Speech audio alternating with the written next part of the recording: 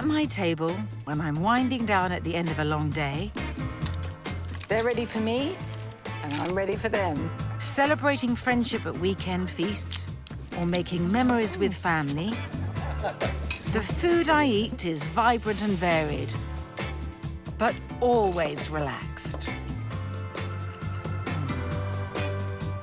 Old favorites So far, so good. and fresh discoveries. I need to be alone with my sandwich now. The comfort of the familiar combined with the exuberance of the new. Oh, I can hear how good this is going to be.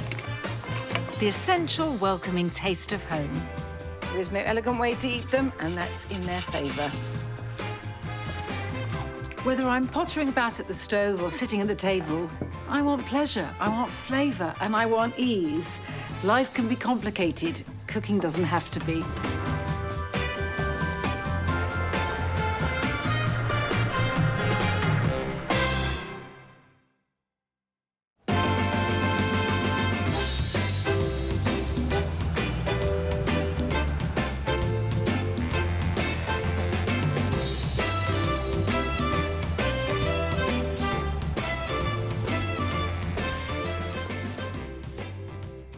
Any morning that starts off with my tomato and fried bread hash is a good one as far as I'm concerned.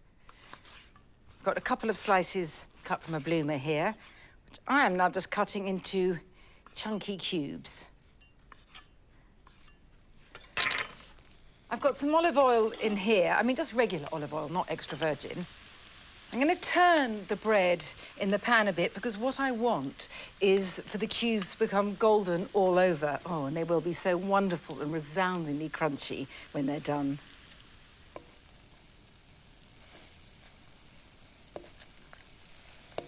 How long the cubes of bread take to get golden will depend really on how fresh or stale the bread is. Either way, it's fine.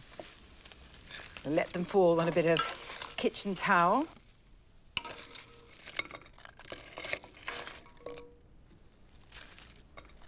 I'm going to leave the pan off the heat while I chop a banana shallot, my secret weapon, in the kitchen. Aiming for fine half moons, but knife skills I don't possess, so some will be fine, some a bit chunky.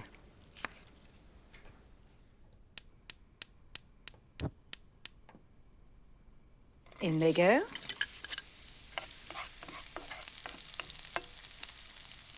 I'm going to sprinkle some salt over the shallots. I do this whenever I fry onions or shallots, when I don't want them to burn at all, because the salt makes the onions give out a little bit of water. I want them soft and golden, even a bit caramelised in places, but not burnt. Oh. And while those cook, I'm going to chop up a few tomatoes.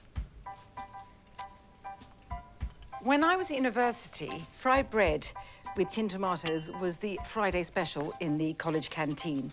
And while I love a fried slice, won't hear a word against it, I've always been a bit troubled by the pairing with tin tomatoes. So I go for fresh ones instead. And I completely forgot the garlic. How could I? Because I want the oomph from some minced garlic.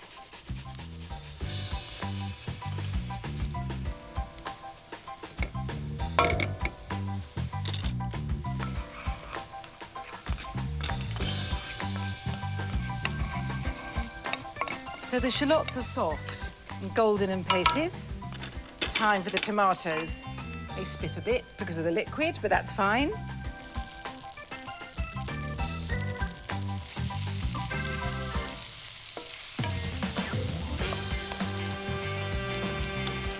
So, pepper, good grinding. Worcester sauce, a must. And I'm going to snip in some chives using my sewing scissors.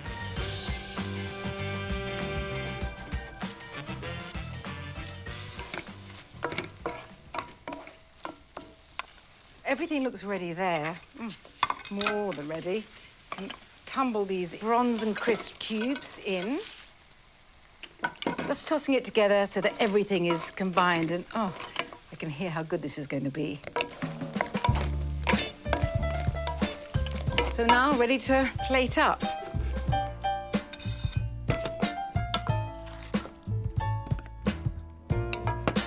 With slightly frenzied haste. Utterly understandable under the circs. Want every bit.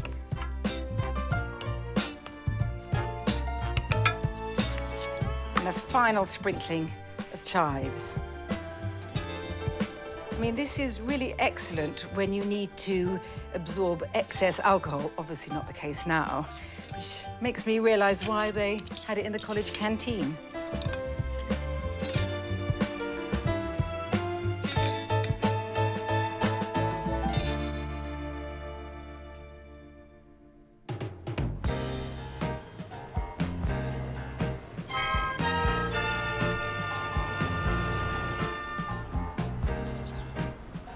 I'm making a bit of a vegan feast tonight, and I know it sounds odd coming from a meat eater, but I really love cooking vegan food.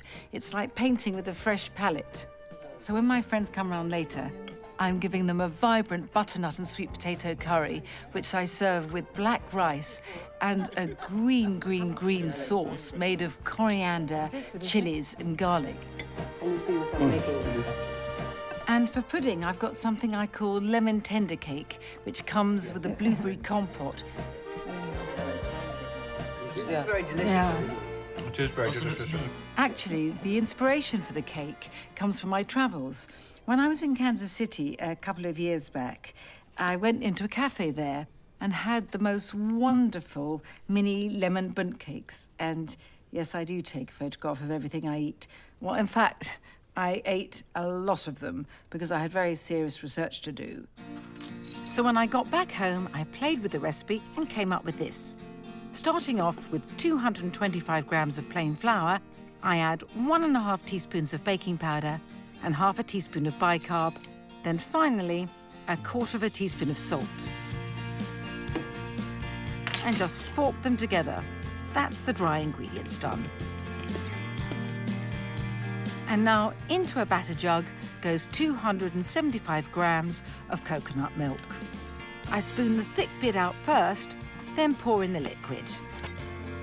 To this, I add 150 grams of caster sugar. I now need 150 ml of vegetable oil and a teaspoon of vanilla extract.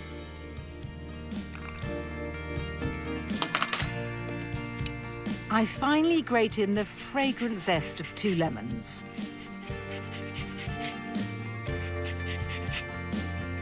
I also need 3 tablespoons of juice, which is about 1 lemon's worth. Then I just stir to mix.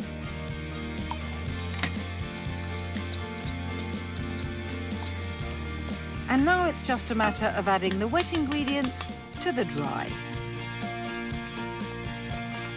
I do realise it all goes a bit greige at this point. I suppose if you're unused to making eggless cakes, you do miss the goldenness of the yolks, but do not fear. This is one sensational cake once it's baked. Pour the batter into a 20-centimetre springform tin and give it about 30 minutes in an oven at 180 degrees. The cake is baked and it can sit here calmly while I, equally serenely, get on with my blueberry compote. I've got 150 grams of blueberries and I want a tablespoon of caster sugar.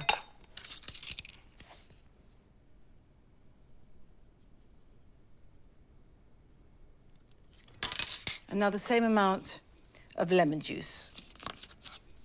Gonna have to hope I don't get pips when I do this. Just I'm squeezing straight onto the spoon. My lucky day.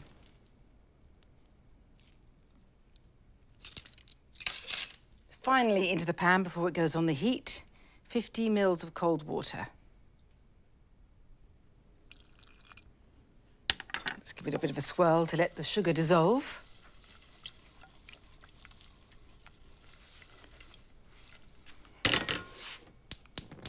And now on the heat, so this needs to come to a bubble now, which won't take long.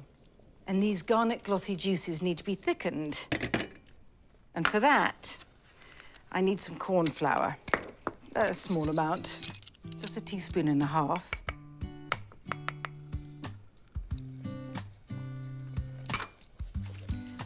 And exactly the same amount of cold water to slake it.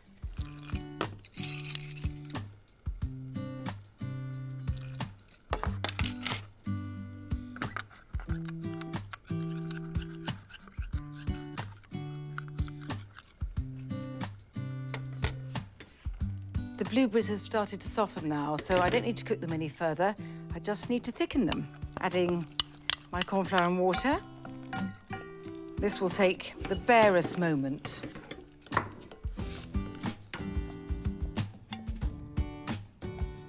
And just like that, my beaded berry glaze is ready. Look at this, the colour of 1940s nail varnish and just as glossy. I'll leave this to cool and thicken and top the cake with it just at the very last moment.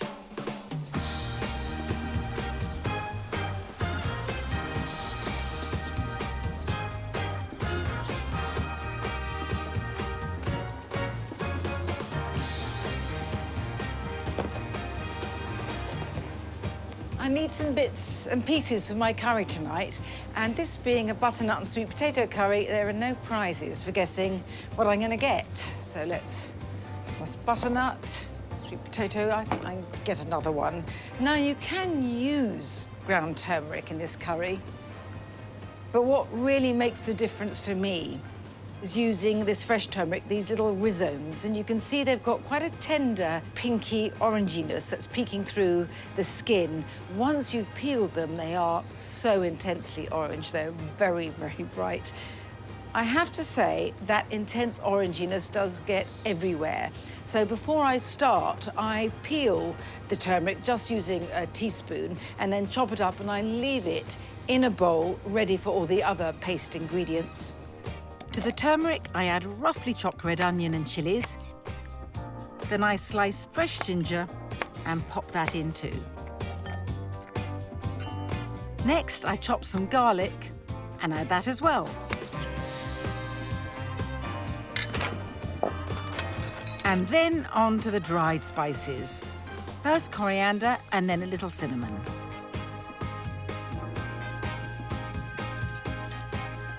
Finally, I sprinkle in sea salt, and all that remains for me to do is blitz everything together.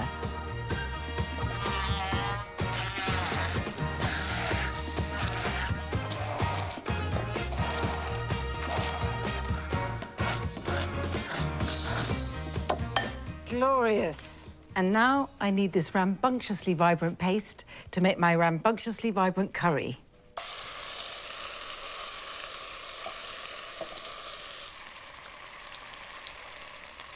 Now, whenever you cook with turmeric, you must never use a wooden spoon unless you don't mind it getting stained. And here's one I stained earlier. In fact, I've stained quite a few in my time. I just want to cook the paste just a teeny bit, let it soften. Well, no more than that. Now, good cans of coconut milk separate into a thick part on top and a watery part underneath. And it's the thick part I want in now. And the rich creaminess of the coconut milk is so wonderful against the fierceness of onion and chili, garlic and turmeric. Cooking, like the rest of life, is all about balance. On that note, I'm going to add the rest of the coconut milk. And you can see it is quite watery. And now some vegetable stock, and that's to say hot water and vegetable stock granules. Just to thin it a bit. The coconut milk, the butternut squash and the sweet potatoes are sweet. And I want to add a note of acidity with these canned tomatoes.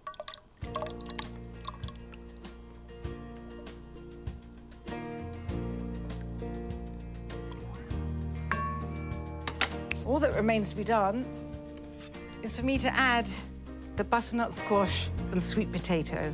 I'm going to drop them in very gently, otherwise I'll get splattered with orange. Might do anyway.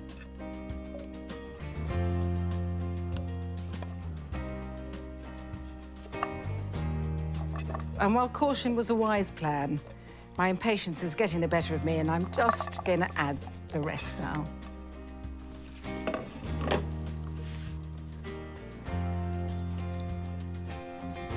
And this now needs to come to the boil. Now, I'm serving rice with, let me show you. It's this Black Venus rice from Italy, because I just adore the drama of the black rice against the orange curry. I mean, you can serve whatever rice you want.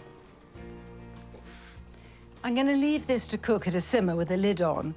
I'll get on with my green sauce and then just put it in a bowl to go out on the table, and people can just dollop spoonfuls on their bowls of curry as they eat.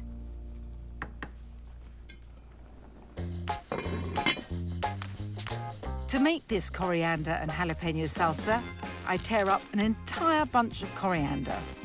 I want the stalks as well. Then I add roughly chopped fresh green jalapeno peppers.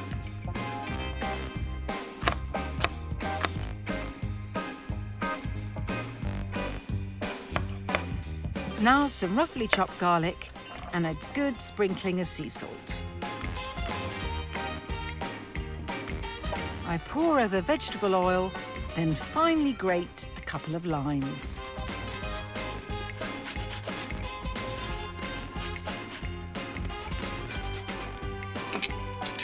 Then my old favourite Mexican elbow comes into play, and I squeeze the juice into the bowl. And now I simply blitz to mix.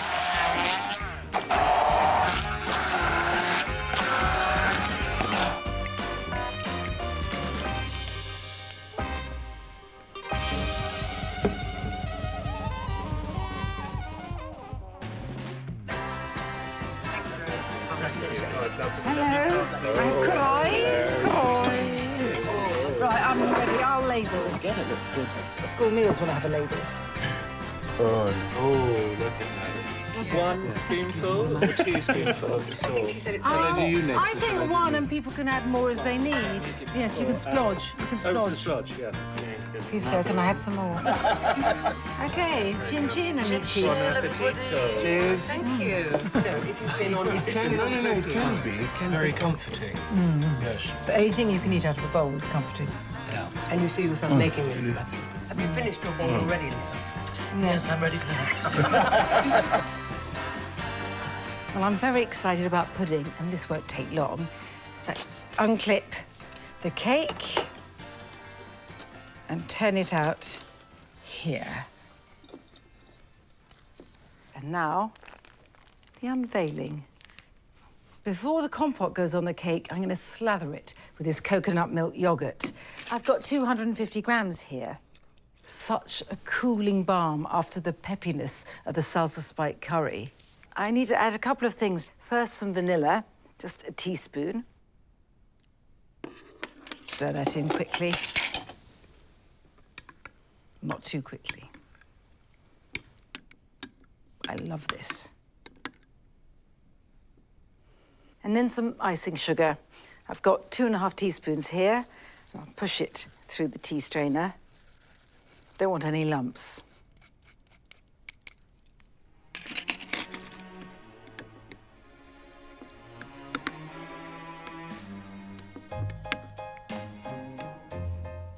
And now I shall spoon the sweetly vanilla-scented coconut milk yogurt over the upended cake. And the yogurt on it like this makes every mouthful taste even softer, lighter, and fluffier.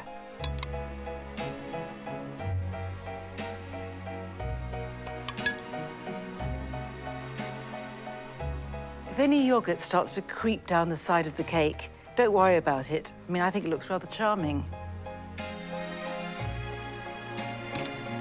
Now my compote. I'm going to thrash it a bit with a fork just to help it spread on.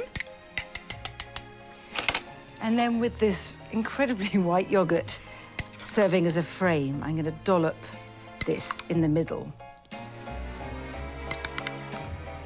It's all looking a bit 1970s, but I rather like that.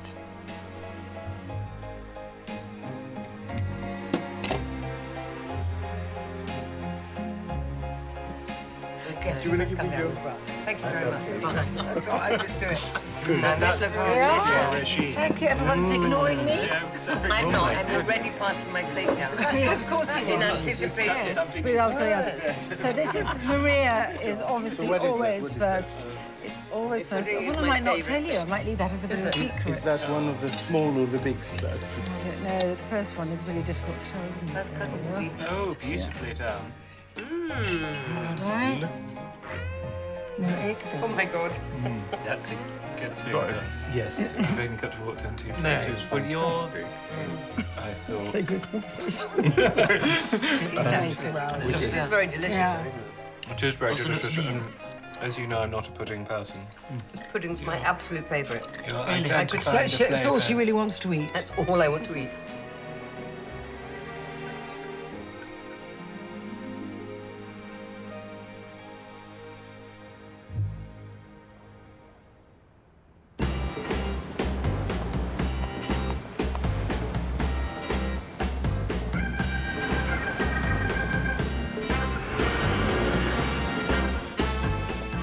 I'm very happy to say a big bowl of pasta lies on the horizon, and I'm after a short, sturdy shape.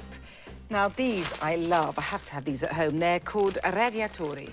Why anyone had the idea to make a pasta shape modelled on a radiator, I don't know, but it works really well. Now, these, I had to get these. I was rather entranced by them, but I haven't used them yet. They're called fidanzati capresi. Fidanzati means, like, you know, fiancés, engaged couple from Capri. Look, you can see they're lovingly entwined. I'm talking of family relations in pasta and entwined. I'm going to get these gemelli.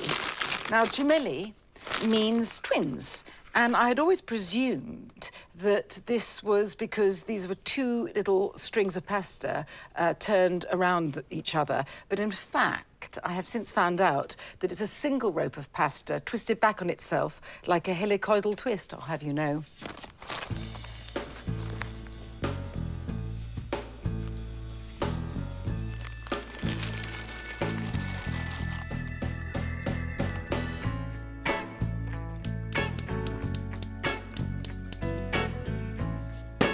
Right, the gemelli are in. I'll get started with the sauce. It's a sauce of anchovies, tomato and mascarpone, and it is full of zesty flavour.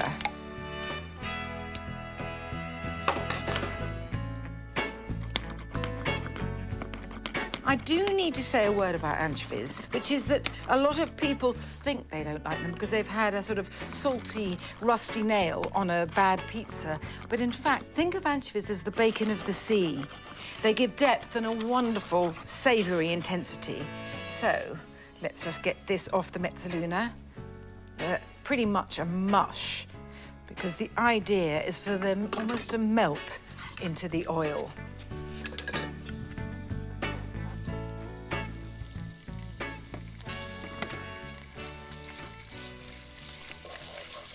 And they're flavouring the oil so gorgeously as they cook.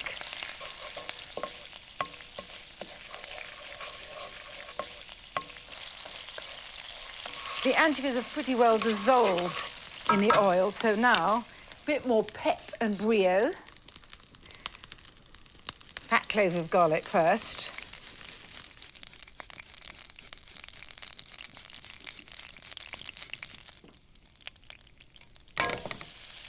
And more heat with some dried red chili flakes.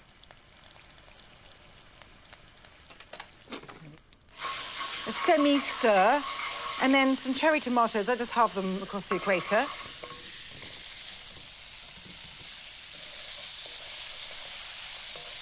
These won't take very long to start exuding all their gloopy tomatoiness into the flavoured oil. But while I wait, I don't like waiting, I'm going to chop a bit of parsley.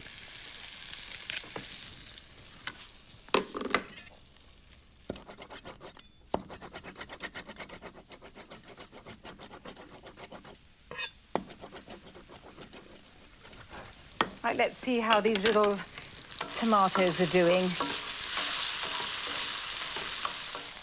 You can see that their skin has started to sag and wrinkle a bit. Then I know how they feel. So time to add some vermouth. And I know I should say vermouth, but I've had a lifetime of mispronouncing it. Too late to change. So cheering when it starts bubbling up. And you can see that the tomatoes, aided and abetted by the chili flakes, have turned the liquid a vibrant orange.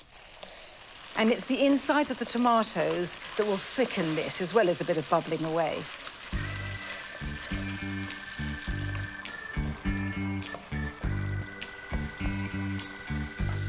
And now that's done. Got some mascarpone, which mellows it, but actually there's a great tang to mascarpone, which I like.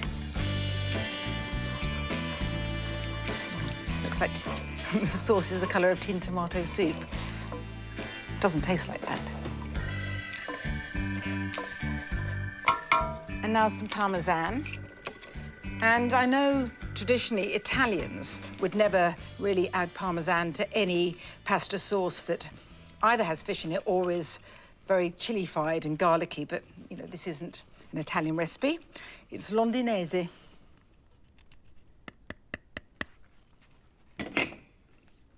Now I just need a sprinkle of parsley.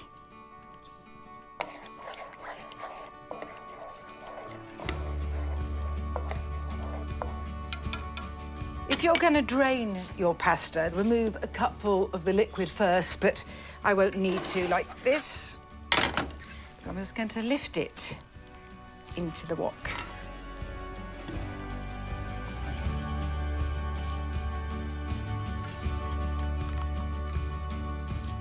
You can see how the gemelli have swollen. They look so teeny before.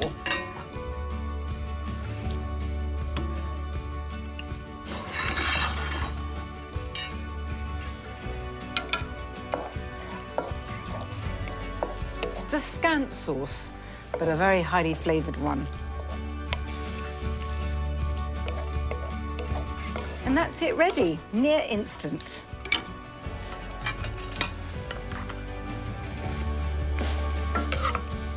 Oh, I love its salty, creamy tanginess. Inside, I'm telling myself to stop, but I'm ignoring that direction.